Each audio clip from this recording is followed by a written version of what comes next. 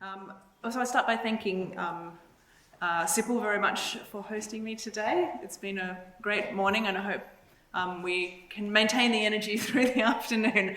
I only got here on Wednesday, so if I can stay awake, then everyone else can. Good for you. So I've taken the topic that I was given for today, the common law of IP, fairly literally and also fairly broadly. So I chose my title, Looking Out and Looking In, as a nod to how Australian lawyers see the common law and their relationship with the jurisdiction from whence it came, but also as a nod to how expats, of whom Bill was one, and I was once, and many of you in the audience also are, experience life in their new homes. So no matter how fully integrated you are, the perspective is always a little detached. So having chosen the title, the case on which I thought I would hang my presentation flowed naturally. So it's one that allows me to start from the main interest that Bill and I had in common, the legal history and the history of IP. So when I applied to do my postgraduate study at Cambridge, I proposed a thesis topic in copyright history, and it must have been that piqued Bill's interest, because I can't imagine that the proposal itself was much better than average. But I'll always be grateful that he agreed to supervise my PhD and to support me, because it set me on the path of a career that I still love. And it also allows me to draw out some other themes from Bill's scholarship, brought together in the books that we've talked about already, and also in the 2003 Clarendon lectures.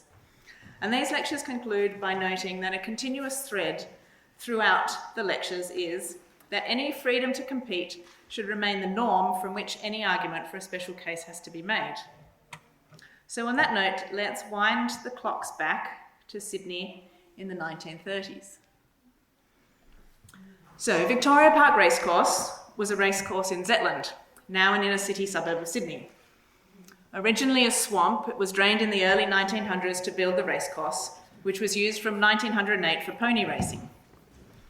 It was one of a number of proprietary racecourses, the significance of which was being able to determine the type of betting that could occur and the people who could attend. So Cyril Angles was a popular sporting commentator employed by Sydney radio station 2UW. His commentary was, apparently, incisive and unhurried, delivered in a flat, mechanical and slightly abrasive voice. Surprisingly, given this description, by 1945 his popularity had made him the highest paid broadcaster in Australia.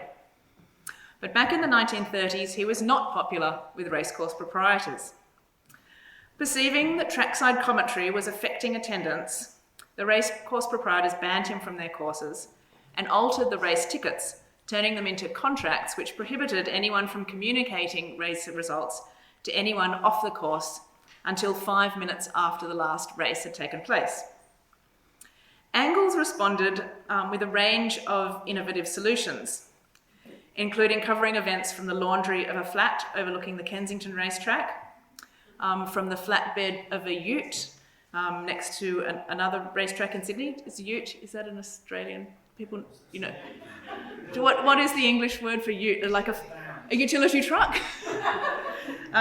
And from a spot in the branches of a Moreton Bay fig tree next to Warwick Farm Track. So Australian. In flat and marshy Zetland, the owners of Victoria Park erected fences of up to 11 feet high. But across the road from Victoria Park was George Taylor's cottage. That's it. I'm so happy I found this image of George Taylor's house, because it is identical to my house that I live in now, except a mirror image. The judge, I have to say, rather dismissively referred to it as a suburban bungalow. Nowadays, I think we would call it a Federation cottage with period features. Anyway, on the lawn in front of his cottage, 2UW and Angles erected an observation tower, about 16 feet high. And from the platform it was possible to see the whole of the racing tracks, the notice board on which the names of the horses and their starting positions were displayed, the winning post, the judge's box, and a semaphore on which the numbers of the placed horses were posted. Angles would stand on the platform and, using field glasses, as they called them in the case, would observe the races and provide a contemporaneous commentary. This was simultaneously broadcast to the public and mixed with advertisements to considerable popular acclaim. Taylor received a fee of £1 on each occasion that the platform was used. Victoria Park Racing was not happy, but what could they do? As is well known, what they did do was seek a perpetual injunction against Taylor, Angles and 2UW, seeking to restrain them from using the land and making the broadcast. As is also well known, they did not succeed. But they did give rise to a case that has become one of Australia's landmark cases in IP for what it didn't do as much as for what it did. And its tentacles reach into the present day in the law of IP and also of nuisance. It was cited and discussed by the UK Supreme Court only last month in Fern and the trustees of the Tate Gallery. Of course, it's the IP tentacles that I'm interested in today. But the relationship between the two is of interest because one of the key tensions in intellectual property law is the binary between the physical and the immaterial, the tangible and the intangible, how the rights to the physical property intersect with rights to the use that one can make of it. The dissenting judgment of Lord Sales in the Tate Gallery case considered the way that nuisance cases slide into privacy cases, while Lord Leggett pointed out that Victoria Park was not one of nuisance caused by visual intrusion. Rather, as Justice Dixon pointed out in Victoria Park, the substance of the plaintiff's complaint goes to interference not with its enjoyment of the land, but with the profitable conduct of its business. So, in Victoria Park, the question arose, if not nuisance, could this wrong be captured by intellectual property law? So, as Bill wrote in the preface to the first edition of his book, that we've already looked at a few times today, the right to prevent others from using ideas or information to their own advantage is not easily delineated. Legal techniques of some sophistication are called for. And the techniques of the common law are what I'm focusing on today, but of course, as we shall see, different lawyers applying these same techniques may end up in very different places. So in Victoria Park, the majority judges took a legalistic approach to delineate the scope of the rights sought by the plaintiff. Chief Justice Latham pointed out the court hadn't been referred to any authority or principle of law which prevents any man from describing anything which he sees anywhere if he doesn't make defamatory statements, infringe the law as to offensive language, etc., or wrongfully reveal confidential information. He rejected the argument that the law recognises a right of privacy, stating that however desirable some limitations upon invasion of privacy might be, no authority was cited to show that any such right existed. And finally, in relation to copyright, he noted the law of copyright doesn't give any person any exclusive right to describe particular facts.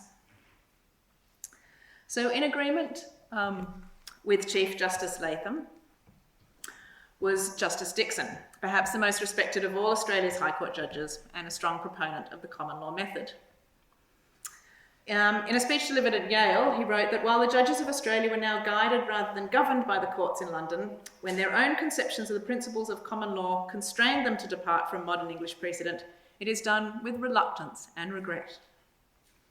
In Victoria Park, Justice Dixon steered away from recent developments in both English law and US law, where dissenting judges, Justices Rich and Evatt, drew on the recently decided case of Donoghue and Stevenson to develop the law of nuisance and find they would have found in favour of Victoria Park. Justice Dixon took an oblique swipe at that case, stating, "The law of tort has fallen into great confusion." He likewise resisted any invitation to travel down the route recently taken by the US, or not that recently, but more recently than now, the US Supreme Court in International News Service and Associated Press, giving a quasi-property right in news, preferring the more Anglo-centric approach taken by Justice Brandeis in dissent. So Justice Dixon famously rejected the quasi-proprietary approach, stating that courts of equity, it's on the quote on the slide, have not in British jurisdictions thrown the protection of an injunction around all the intangible elements of value, that is, value in exchange which may flow from the exercise by an individual of his powers or resources, whether in the organisation of business or undertaking, or the use of ingenuity, knowledge, skill or labour. He went on to say that this was sufficiently evidenced by the history of the law of copyright and by the fact that the exclusive right to invention, trademark, designs, trade name and reputation are dealt with in English law under special heads of protected interests and not under a wide generalisation. So this was still the case in 1981 when the first edition of Cornish on intellectual property appeared, and it remains the case today. But courts of law and equity have, in the meantime, been asked many times to throw their protection around quite a few more intangible elements of value. So I'm turning now to explore the common law legacy of Victoria Park into two fields of IP in Australia and UK. So passing off and breach of confidence/privacy. So in Victoria Park, the dissenting judges, Justice Evatt and Justice Rich, took the view that finding Taylor had engaged in a nuisance was merely an extension of the law, which took into account altering social conditions and standards. And Victoria Park was entitled to redress by the application of principles embodied in the common law. Justice Evatt took a similar approach 23 years later when, now Chief Justice of the Supreme Court of New South Wales, he presided over the case of Henderson and Radio Corp. So there he found that the ballroom dancers, as you can see on the screen, were entitled to recover in passing off when the image was placed upon a record sleeve, criticising the UK decision of McCulloch and May and its use of the common field of activity doctrine to restrict relief. Chief Justice Evatt held that the appellant has appropriated the professional reputation of the respondents for his own commercial ends, and that this wrongful appropriation was an injury in itself. The reputation was a form of property and could be protected by an injunction. Subsequent High Courts didn't see this case as being at odds with Victoria Park racing. This is just a gratuitous picture, really. In 1984, in Moorgate Tobacco and Philip Morris, a case involving licence agreements over cigarette trademarks, the court observed that the rejection of a general action for unfair competition did not prevent the adaptation of the traditional doctrine of passing off to meet new circumstances, citing as examples the case of Henderson and also Warning and Townend. For Justice Dean, writing for the court, the problem with the action of unfair competition was that its main characteristic was the scope it allows, under high-sounding generalisations, for judicial indulgence of idiosyncratic notions of what is fair in the marketplace. So it wasn't until 2002 that the specific question of false endorsement was considered by a UK court, and in that year Justice Laddie relied heavily on Henderson to find in favour of Eddie Irvine in his claim against Talk Radio. And by the time of Fenty and Arcadia Group in 2013, the action had been aligned with character merchandising and was unexceptional. But the UK courts have been less willing to follow Australia in a second expansion of goodwill, which I think Jennifer touched on earlier, the situation where the plaintiff is not operating a business within the jurisdiction, but nonetheless has a reputation there. So in the 1992 case of Conagra and McCain, Justice Lockhart, having carried out an extensive review of English and Australian case law, was confident that it was quite wrong to assert that the law of passing off cannot protect a plaintiff or his goods in a country where he does not carry on business. So in asserting this, Justice Lockhart took notice of modern mass advertising, international mobility of persons, and enormous commercial enterprises, which he said some with budgets larger than sovereign states.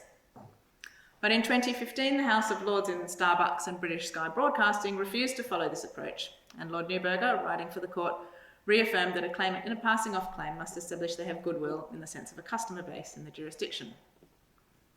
Accepting that it was open to the court to develop or even change the law in relation to a common law principle when it's become archaic or unsuited to current practices of beliefs, he nevertheless thought that making such a change in that instance risked undermining legal certainty and considered it essential to guard a distinction between goodwill and mere reputation.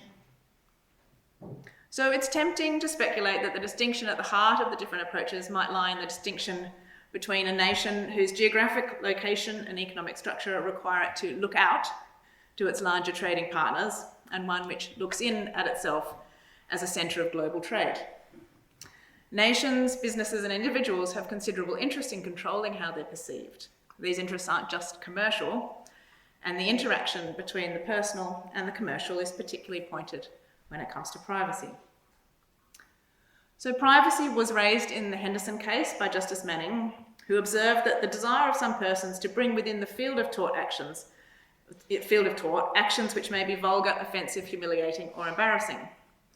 But he cautioned it was one thing to discuss what one feels the law should be as a matter of social justice. It's an entirely thing to consider what rights arise according to the common law. Privacy was also raised in Victoria Park because it was a case about looking onto private property. And both the dissenting judges in Victoria Park predicted that the rise of television would have an impact on the issues before them, something which seems remarkably prescient considering television didn't become available in Australia for another 19 years.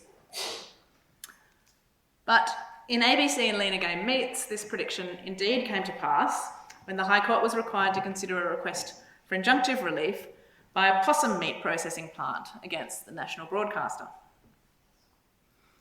So the ABC was seeking to air footage taken surreptitiously of possums being killed within the plant. The footage was taken by animal welfare activists.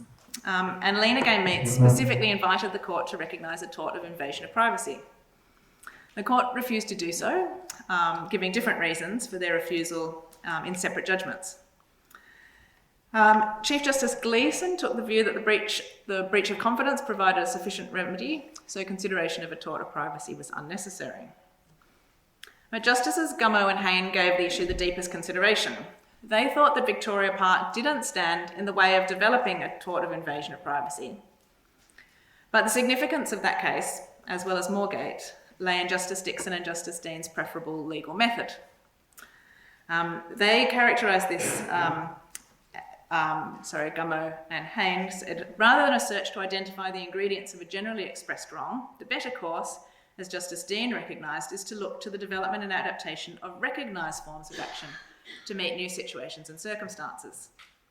They looked to other jurisdictions, including the UK, New Zealand, and in particular the US, but in the end decided it was not appropriate to develop a tort of privacy, because in this case it would be to the benefit of a corporation rather than an individual, and fell closer to the line of unfair competition than privacy per se.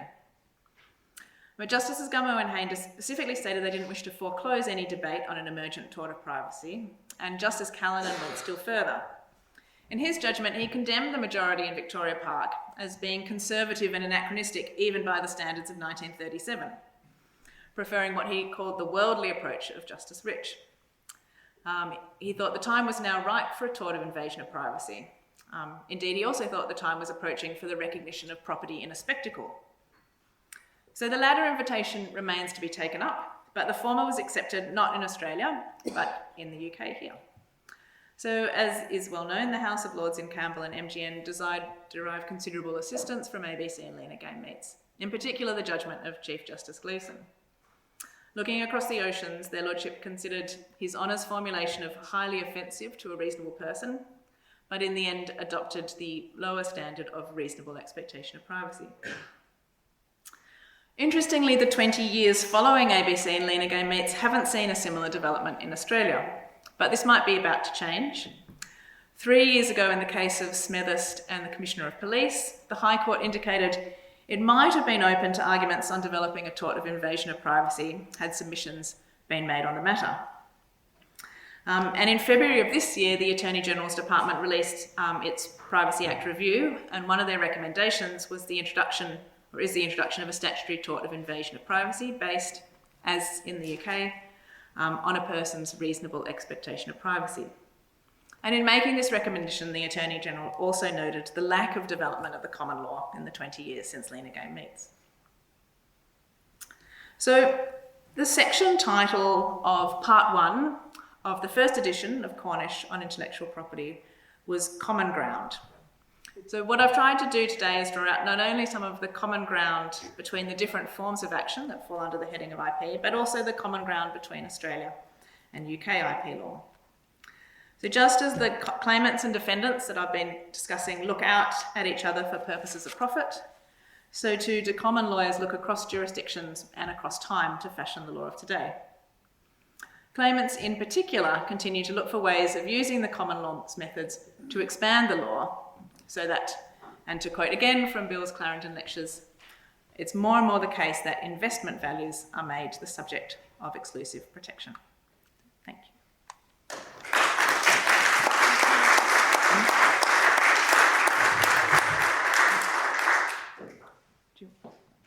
Thank you, Isabella. I simply can't resist putting a footnote to that, which is another illustration of Isabella's theme, comes from another case about racing results, which is the Racing Partnership case, which was litigated in this country a few years years ago. And privacy was not relied upon in that case. The two main causes of action that were relied upon were misuse of confidential information and conspiracy to use unlawful means. And it shows how complicated this area of the law gets. So the first instance, Mr. Justice Zaccaroni found that there was a misuse of confidential information, but he dismissed the conspiracy claim. When it got to the Court of Appeal, I found that both torts were established. My colleague, Mr. Lord Justice Lewison, found that neither was established, and Lord Justice Phillips agreed with me on unlawful means and with Lord Justice Lewison on misuse of confidential information. So, in terms of the torts, we reversed the first instance, so there was success on unlawful means but not misuse of confidential information by 2 to 1 in each case. But of course the overall outcome was the same. Both parties got permission to appeal to the Supreme Court, and then they settled their disputes the week before the hearing, much to the frustration of lawyers and judges all around the country who were rather looking forward to a definitive answer. But there we go. So, next up, we've got David Llewellyn from SMU. Thank you, Richard. As I'm the person who Robin Jacob clearly referred to this morning when he described Bill as not being very tall, but he towered over some others, and he looked up at me, I decided I'd better get out from behind there, because you wouldn't be able to see me. My title, which was given to me by Lionel, is Family Resemblances in IP Systems in the Commonwealth. Before going on to probably not deal with that, I would just like to say that Bill was one of the 3 people who influenced my career the most. One of them has fortunately gone, because I'm going to abuse him a bit later, and that is Robin Jacob. And the third is Gerald Dworkin. And Gerald, back in 1979, said to me, "David, would you like to go to the Max Planck Institute?"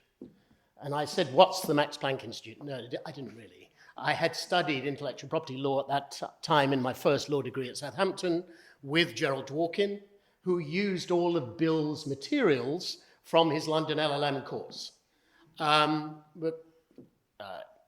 I said, "Yeah, I haven't decided what I'm going to do yet."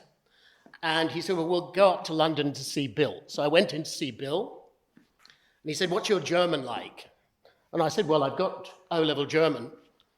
And at that point, I first of all experienced something that nobody has yet mentioned, which is the Cornish snort.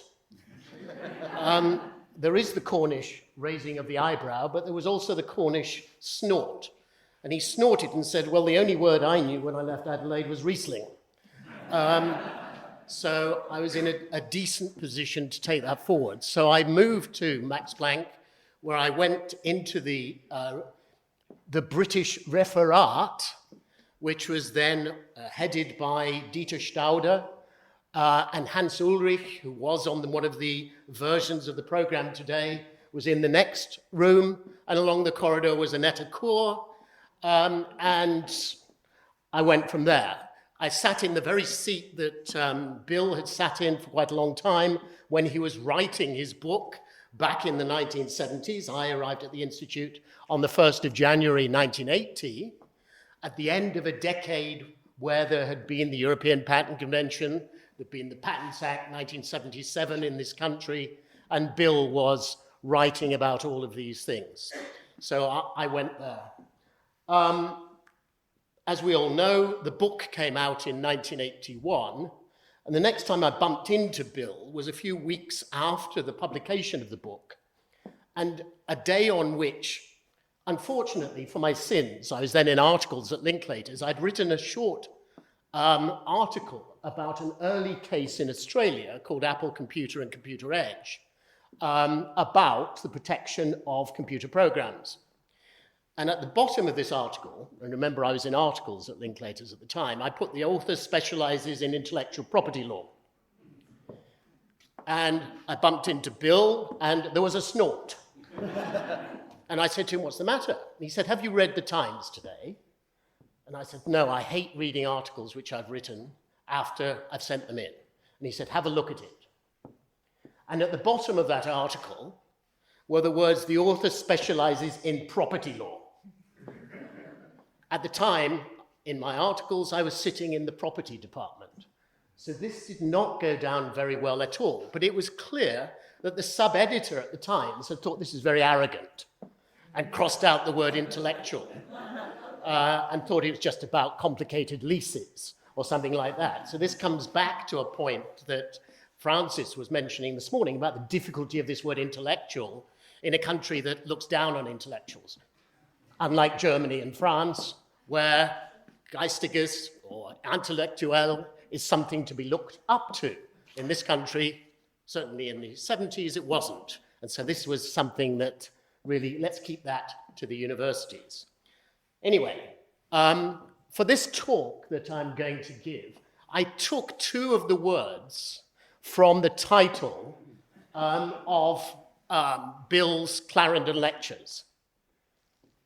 Distracting, irrelevant. And that's basically what I'm going to, those are the two words which will sum up what I'm going to speak about for the next few minutes. Mainly because, again, and it comes back to words as well, because what is the Commonwealth? I mean, this is something which we assume in Britain people know. But there is the Commonwealth of Australia, there's the Commonwealth of Massachusetts, depends where you mention the Commonwealth. So today we have 56 member countries. 15 of them have Charles III as the king. 36 of them are republics, including Bangladesh, India, Pakistan, Singapore, Sri Lanka. And 5 have another monarch, including Brunei and Malaysia. Big, important body.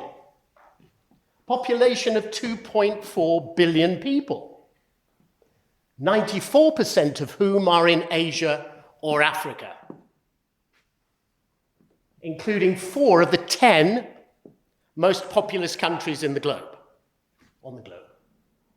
Largest, obviously, is India with 1.4 billion people, or probably, I did this last week, so it's probably 1.5. And the smallest is Tuvalu, a country with which I'm sure you're all aware because you will have seen domain names .tv, because that economy is based almost entirely on the money they get from the TV, whatever it's called, at the end. I rely on my German front bench, top-level domain. For characterization, you always have to. So, the Commonwealth. It's not the British Commonwealth, contrary to what Robin Jacobs said at the start this morning. It has, since 1949, been the Commonwealth of Nations. So it's not the British Commonwealth at all. And there are assumptions that it's all common law countries, but no. We look at Sri Lanka.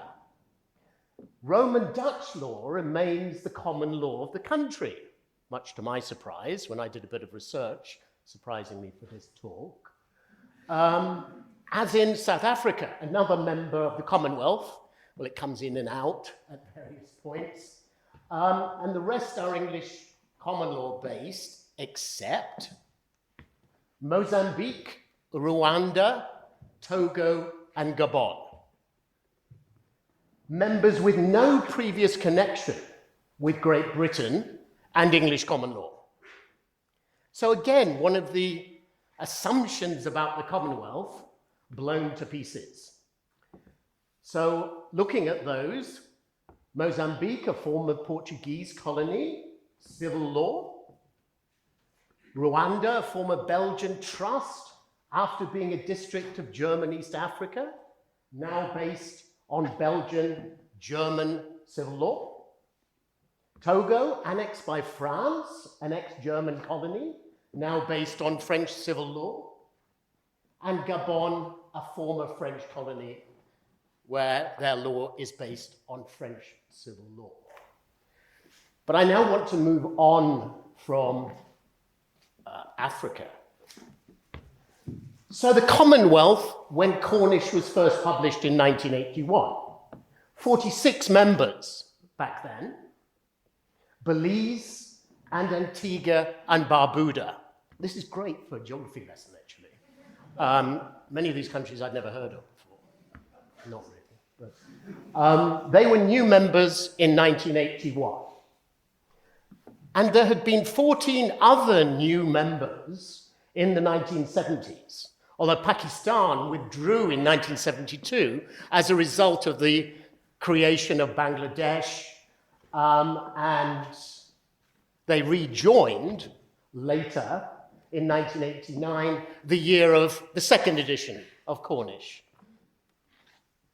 And it's quite important, again, to know what this thing is, because a lot of the aim of the Commonwealth of Nations, Bill approved of, and he spent most of his life trying to bring about, which is to make people understand the differences and the commonalities between positions.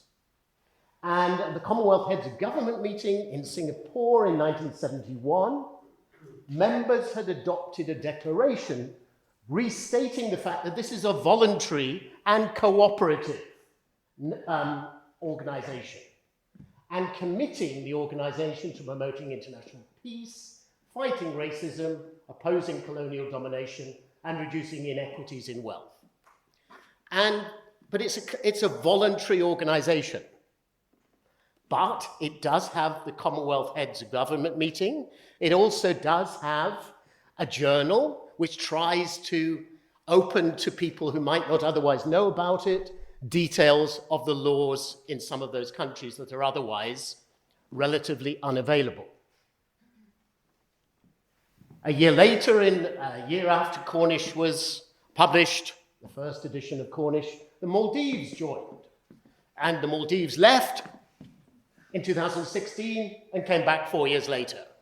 The Commonwealth does not like, well, I shouldn't say that actually. I was going to say the Commonwealth does not like dictatorships.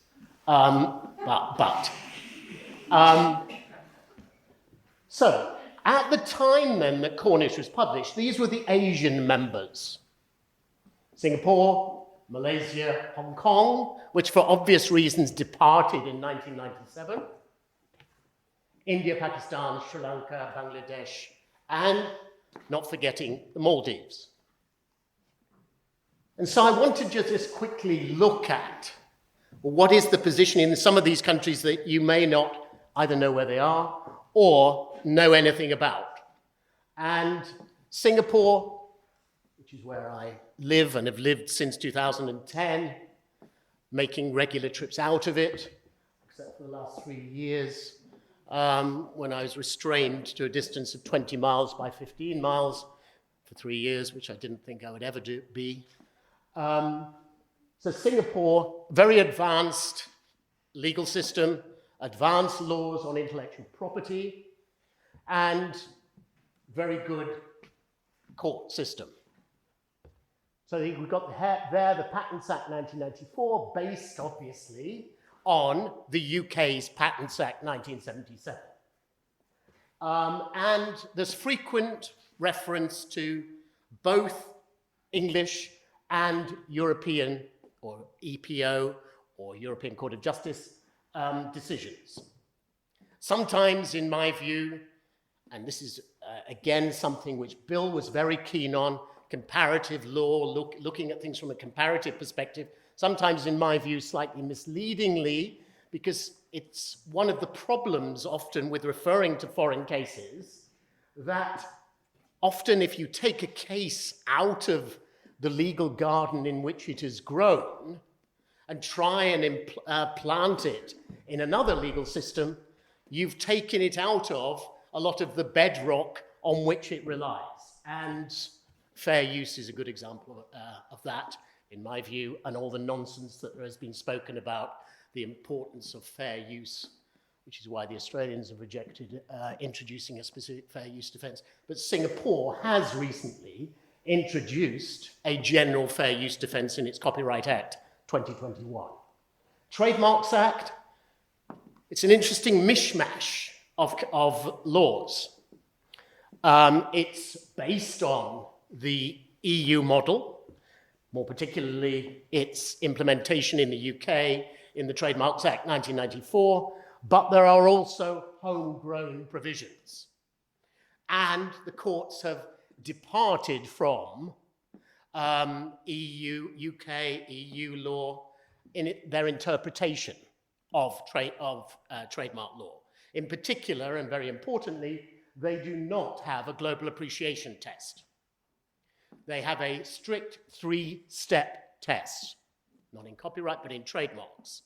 Similarity of marks, similarity of goods. Is there, as a result, a likelihood of confusion?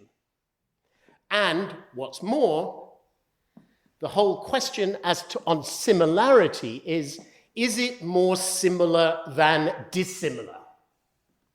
Which leads to some clearly different decisions in Singapore to the UK. Because the case law has developed in such a way that means that, is it more than 50% similar? Because what can more similar than dissimilar mean other than that? Because the Court of Appeal didn't follow Professor Ng Loy Wee Loon's suggestion. She was an amicus curiae in that case. The Singapore Court of Appeal appoints amicus curiae to help it. And she told them that it should be a threshold requirement, similarity, and then you move on to the next, and then the real issue is a likelihood of confusion. But they rejected her advice to make it a threshold, and they said, no, it is more similar than dissimilar. And from that have come quite a few problems. The Copyright Act 2021, it's in plain English. Oh dear. And lots of words which we recognize have suddenly disappeared, to be such as bona fide purchaser for value without notice. That is now some odd person called, I think they've got good faith, and I can't remember how they have reworded it. And there are interesting questions as to whether is a rewording meant to be a change in the law or not. But there are parts in that Copyright Act which have been taken from Australia, some from the US, some from nowhere, and it's going to be interesting to see how it's interpreted, all 514 sections of it. That's in plain English, but not succinct English. Malaysia, next door, the Trademarks Act 2019, replacing eventually the UK's 1938 Trademarks Act. It also, interestingly, recognises counterfeiting a registered trademark as a statutory offence. Now, whether or not or how that is going to be interpreted and used in Malaysia, we don't yet know, because this has only just come in. India. I'm quickly going around these countries that you may have heard of. India, since 1981, one can summarize India with 1 step forward and 2 steps back very slowly. As those of you who've been involved in IP litigation in India will know, if you don't get an interlocutory injunction or an interim injunction, forget it. You will be in trial in, well, let's say 2042, if you're lucky. There are 3 million cases pending before the Indian courts. And so that in itself is a problem which intellectual property lawyers have got to grapple with, which is nothing to do with intellectual property law. And in a lot of the countries I'm looking at, there are wonderful laws, but how you enforce those laws is a question of civil procedure, it's a question of all sorts of different things, nothing to do with what people study when they look at intellectual property law. So on that screen, I've got a summary of what is the position in India, 1 step forward and 2 steps back, very slowly. Pakistan, since 1981, lots of laws, but talking to Pakistani lawyers, little enforcement, or extremely difficult to enforce in that country. Bangladesh, a new country. Again, here we've got the Patents and Designs Act of 1911, still the prevailing law, and a new copyright ordinance and a trademark act in 2009 that was expanded for the first time to cover services. Sri Lanka. Just before the publication of Cornish, the Code of Intellectual Property Law in 1979 had cut the link with British IP laws. But nothing then happened until 2003, when it was replaced by the Intellectual Property Act of that year, which follows the WIPO model law on trademarks for developing countries. Although with some interesting wording, such as dealing with selvages, borders, and edgings as trademarks. What's a selvage? Selvage is the end of the fabric, where it is. I knew somebody would know. Yes, I had to go and look it up. I had done so. But it reflects the importance of the textile industry in Sri Lanka. And after looking at all these laws, I found in a book about recent developments in Sri Lanka by one of Tanya Aplin's former PhD students that I was looking at recently, a conclusion that Bill Cornish would have agreed with wholeheartedly. And I apologize for how much I've got on this slide. Reforms to substantive law alone will not suffice to transform Sri Lanka's or any other developing country's IP landscape into a robust, efficient, and user-friendly one, no matter how we define these things. Changes to procedural law are equally important. Suitable tweaks in the approaches to the governance of IP and the system for the resolution of IP disputes are also necessary. Only then will there be a real impact and change. And that's true of many countries in the area in which I live. But Bill Cornish would definitely say you must look at these things, I hate this word, but holistically. Thank you very much.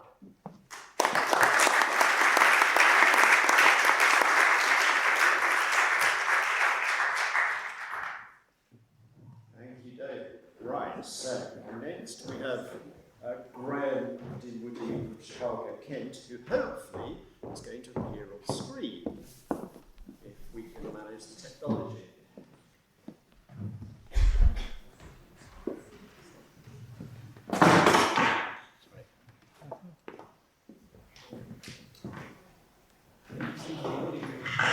It's in the morning one, yeah. The morning ones.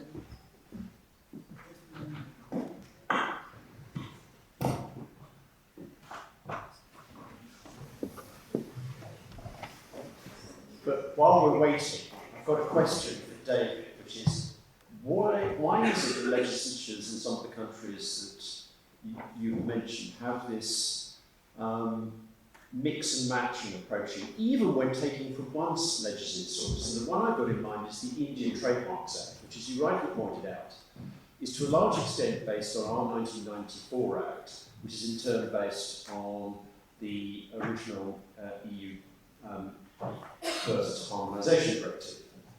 But there's also provisions in there that are left over from the 1938 Act. And one wonders why. I think the short answer is often lobbying and also being slightly afraid of getting rid of something unless they're absolutely certain why they're getting rid of it. And that's true, certainly, of some provisions in the Indian.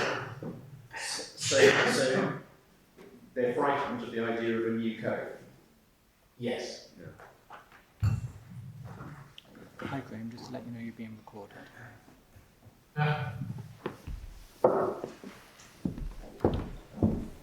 Hello, Graham. The floor is yours. Thank you, Richard. Thanks to Jim for setting up the technology. And thanks to the organizers for allowing me to participate remotely when I was able to travel. I'm sorry I didn't see all of this morning's sessions. I saw some of them. I understand they were touched in part on the ways in which the shift towards a general concept of intellectual property, arguably implicit in the organization title of the bill's foundational textbook, has occurred at the international and at the UK levels. Interrogating the cohesion of that concept of intellectual property can be performed by considering whether regimes that float at the edges of the concept can properly be brought within the category. But one can also explore the utility of the concept by considering whether regimes that are conventionally understood as encompassed by the category represent a cohesive or sensible or common concept, and asking what dynamics are created from treating those regimes as part of a common concept.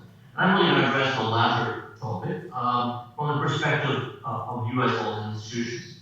Reading between the lines of the narrative in the conference brochure or website, I take it the conference organizers assumed, I think correctly, that the gathering of these regimes together in a single textbook by Bill was a decision born of practical concerns about pedagogy and pushing educational institutions towards teaching the subject, rather than an effort to describe or even quietly to stoke some sort of jurisprudential revolution. And I suspect, in fact, that historical contingency and opportunistic choices equally explain some of the subsequent initiatives to evolve towards, or alternatively violate to resist, a unified category of the concept of intellectual property. Will those initiatives manifest themselves in the structure of political organizations or the content and scope of substantive legal rules? In the United States, historical contingency also explains efforts to develop or act upon a unified concept, or implicitly to treat intellectual property as a coherent concept, such that doctrines developed under one legal regime naturally jump species, as it were, and transfer over to other regimes. So in my remarks, I'm going to cover three aspects of that conference theme as viewed in the US. First, I'm going to talk about one very significant constraint on the development of a general concept of intellectual property. Second, I'm going to mention a couple of forces that appear to create the conditions for the development of that concept. And then third, I'll just very briefly refer to some features of US intellectual property practice, policy, and education that might parallel some of the features mentioned in the brochure as indicators of the shift towards the concept of IP in the UK. So let me start with the constraints. And with one variable that is fundamentally different from the United States, and that is the constitutional foundation of protection for the different form of rights that we might subsume under the label of intellectual property. So Article 1, Section 8, Clause 8 of the Constitution provides that the Federal Congress shall have power to, quote, promote the progress of science and useful arts by securing for limited times to authors and inventors the exclusive right to their respective writings and discoveries. That clause, Clause 8, has been called the intellectual property clause for many years by numerous courts and scholars. Indeed, the Supreme Court did so again as recently as 2020 in Alan Cooper, a case involving the Federal Copyright and Clarification Act. However, Clause 8 is nothing of the sort. It is not an intellectual property clause. It is more properly called the Copyright and Patent Clause. Or perhaps, with a nod to the wonderfully hedged title of Bill's book, the Copyright, Patents, and Allied Rights Clause.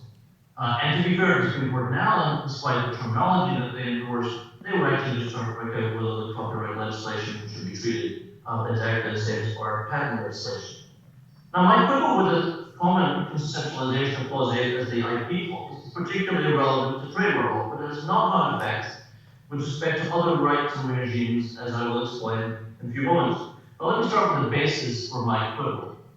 In 1879, the United States Supreme Court decided that trademark cases, not the most creative sobriquet for the cases, but it's a pretty good descriptive one, basically a case involving prosecutions which had been brought in violation of 1876 federal statute that criminalized the fraudulent use and counterfeit of trademarks registered under the Trade Act of 1870.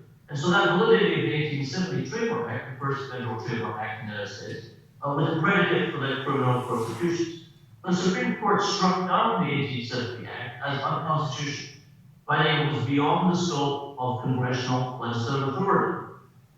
Now, the 1870 Act was entitled, here its long title, an act to revise, consolidate, and amend the statutes related to patents and copyrights. Not surprising that it brought the federal government sought to defend the legislation on the basic clause 8, the patent and copyright clause. But that was rejected by the Supreme Court because trademarks differ importantly in kind from copyrights and patents. As the court explained, the ordinary trademark has no necessary relation to invention or discovery. The trademark recognized by common law is generally a considerable period of use, rather than a sudden invention. If we should endeavor to classify under the head of writings of authors, also part of the clause, the objections are equally strong. In this, as in regard to inventions, originality is required. A trademark may be, and generally it is, the adoption of something already in existence as a distinctive symbol of the party using it. And common law excludes the right to it grows out of its use and not its mere adoption. Well, we could further that the promotion of science and the useful arts was actually a constitutional part of Clause 8, and likewise, unlike copyrights and patents, trademarks were not granted to incentivize innovative or original outputs. They were, depending on how one reads the case law at the time, to facilitate trade or to protect consumers against deception.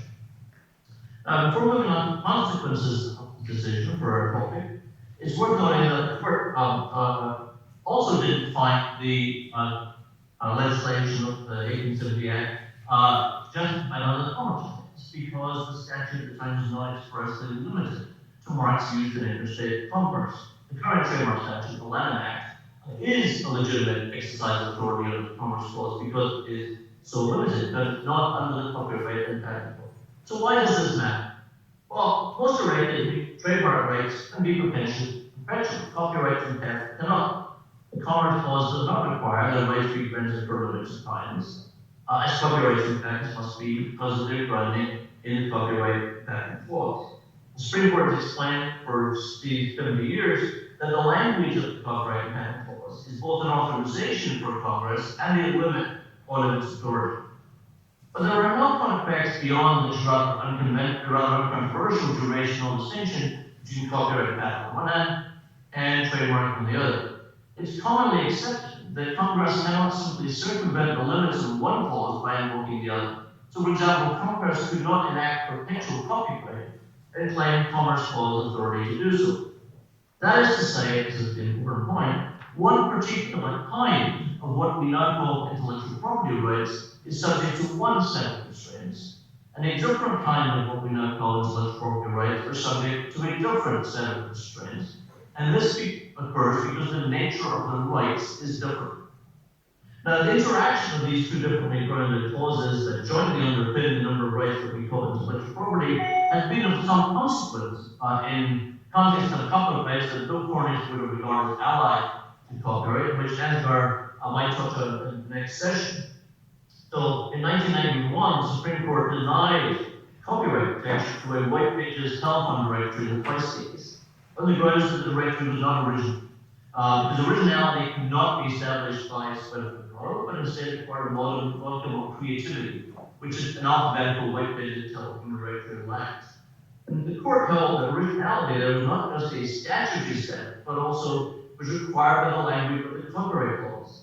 Absent creativity, Congress had no authority to protect it under the copyright clause. The latter hold, the one that is based on the Constitution, is important for upholding. In the United Kingdom, the EU mandated shift in copyright from a common law originality standard giving weight to labor and skill to the demonstration of an author's own intellectual creation was compensated by the adoption of EU mandated database rights to protect investment. But in the United States, the enactment of parallel legislation, which would have been required to satisfy the reciprocity requirement in the EU legislation, was complicated by the inability of Congress to create rights in non-original databases under the copyright and patent laws. And to ensure that any such rights that the Congress might granted were not seen simply as circumvention of the limits of the copyright clause, the nature of the scheme that was proposed in several bills in Congress was that they had to look at competition, which would be legislable under the Commerce Clause rather than copyright-like protection, which would have been prohibited by FICE the copyright law. Now, whether the US database legislation would have passed muster, we will never know, because the US government decided that traditional rights were not necessary to preserve the dominance of US database providers, something maybe the UK Parliament might reflect upon post-Brexit. But Congress did, a couple of years earlier, pass allied rights pursuant to the Commerce Clause. Article 14 of TRIPS required the enactment of performance rights, causing the US in 1995 to enact laws creating civil and criminal liability for unauthorized fixation of the sounds or images of a live musical performance, the anti-bootleg law. These rights were not granted to authors, and the statute that was enacted contains no durational limit. They are potentially perpetual. Thus, Congress could not accept protection pursuant to the copyright laws, but Congress did rely on the Commerce Clause. In a series of cases involving the criminal part of the anti-bootleg laws, the constitutionality of the performer's rights was challenged by accused bootleggers who were charged with offences of the provisions. And the courts, in a series of frankly quite incomprehensible judgments, upheld the constitutionality of the statute under the Commerce Clause. For present purposes, no need, fortunately, to try to understand what they were saying in those opinions. Rather, the key point is that the US Constitution demands that certain rights be structured and treated differently than other types of rights. Yet these are all rights that we would conventionally understand as intellectual property. As a result, the Constitution imposes some essentially unavoidable constraint on the development of a truly unitary concept of intellectual property. Let me turn from constraints on the development of that type of concept in the US to some of the forces that might push us towards such a concept. In the interest of time, I'm going to focus on two features, but I think do so.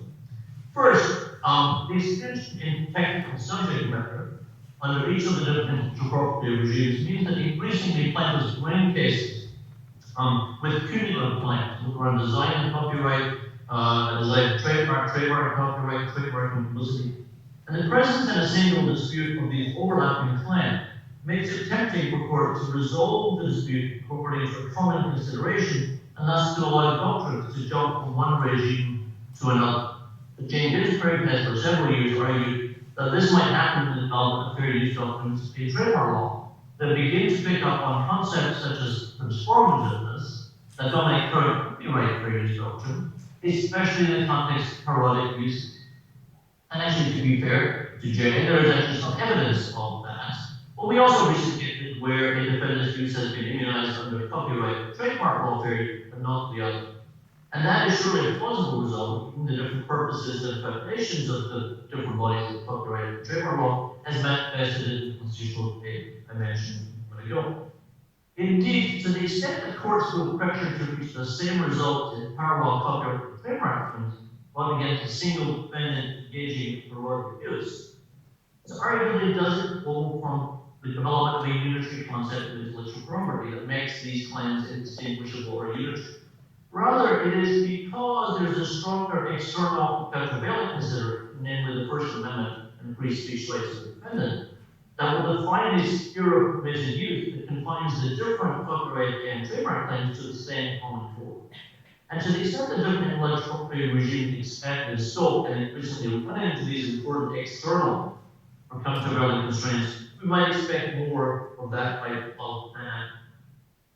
A second, and to some extent related force that might create the impression of unitary intellectual property law is the enduring significance of general principles of law.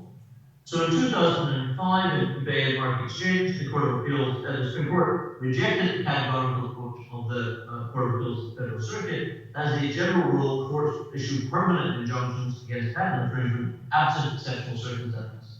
And they instead stressed that the Patent Act, which indicates that injunctive relief may be issued only in accordance with principles of equity, should not result in patent cases being treated differently than other cases where injunctive relief is sought. Now, given that the same language about principles of equity appears in the provision of the Lanham Act, likewise authorizing injunctive relief, most lower courts post-debate accepted the relevance of that decision in trademark law. The result was a stiffer challenge for trademark owners seeking injunctive relief, whether permanent or policy, against infringers. But the analysis in trademark law should surely have been different. As Mark Lemley has consistently argued, in this context, trademark is different. the purposes of trademark law and who it benefits should lead us to treat trademark injunctions differently than patent and copyright injunctions. The result is a very real risk that courts will hurt rather than help consumers by allowing you to continue.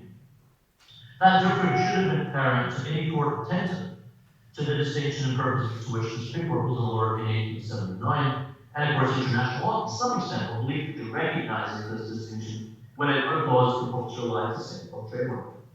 It's perhaps not a surprise, therefore, that the full effects of eBay as received in trademark law and as applied for courts has been modified by the Trademark Modernization Act of 2020, which amended the Lanham Act to reincorporate a rebuttable presumption of irreparable harm and made it easier to secure injunctive relief in trademark cases than in copyright in patent cases.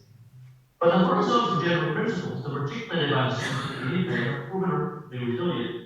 And even with the lens of revision, we've seen in the last 2 years since that law was enacted, a number of courts continue to offer less generous injunctive relief in trademark plaintiffs than was the case prior to eBay.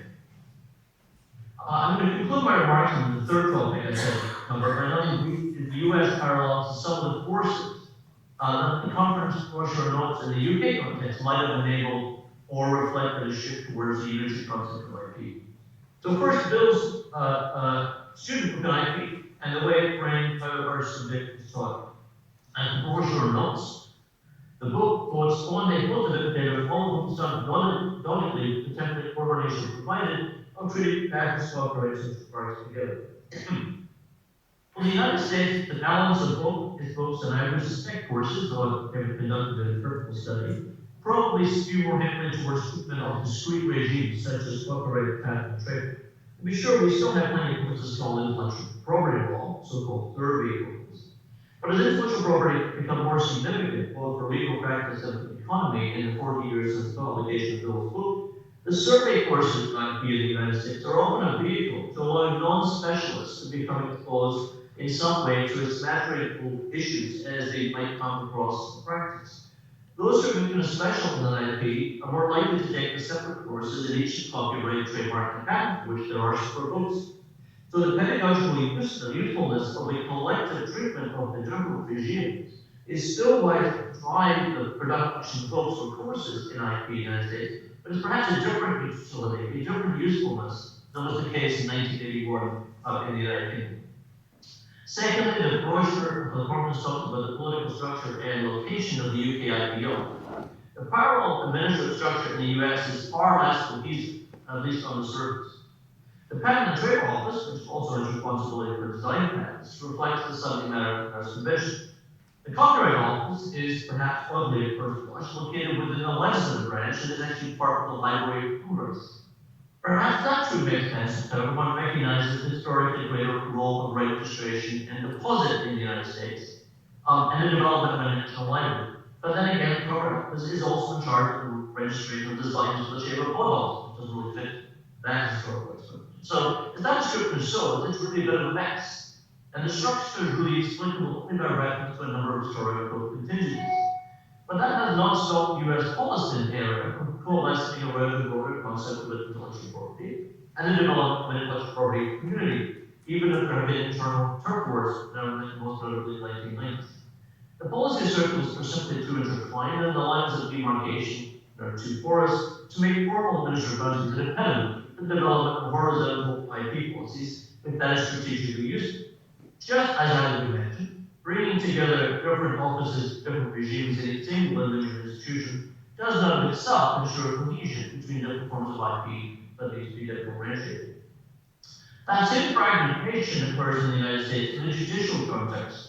We have the Federal Circuit with exclusive appellate jurisdiction in patent cases, and much has been written about whether that institutional choices arguably shape the content of patent law.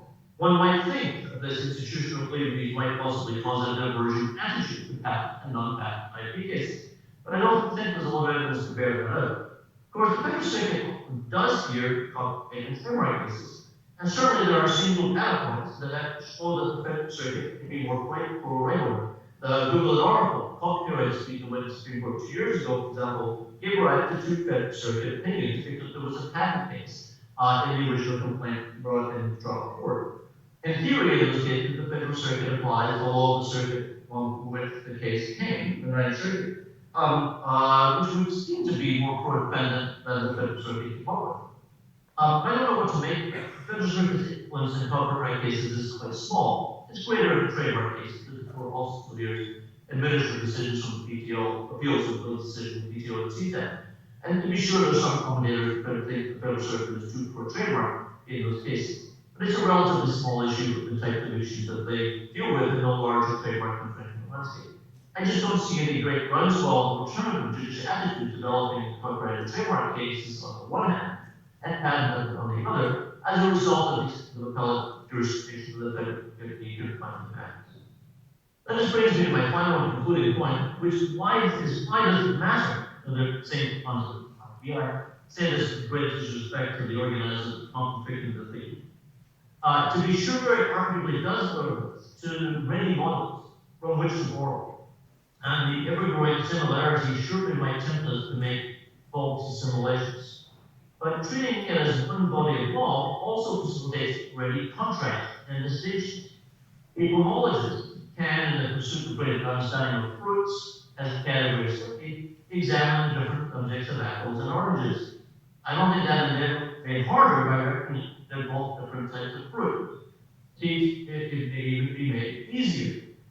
Or to put it less abstractly, let me borrow from Bill's Byron and Leitcher's, both Isabella and David were references. I'm sure Bill would actually much more fun playing with my analogy to Paul Oliver's, but I'll be serious and instead focus on his Byron and Leitcher's. In the first chapter, he explained the scope of his subject. Bill explained that IP today is a generic title for patents, copyrights, trademarks, design registrations, and so forth. He endorsed a relaxed scholarly attitude in collective labor, noting as helpful property law scholarship, but likewise very coolly, he said, recognize that there are other rights for which we use the property label. As Bill concluded, intellectual property may not be a convenient genus, but its various features remain distinct. Indeed, he said one of his aims was to stress the differences between them, noting how their objectives differ and accordingly their legal construction and their intellectual impact with it as well. These words are as true today, whether in the UK or in the US, as when Bill delivered them. Thank you, Rick.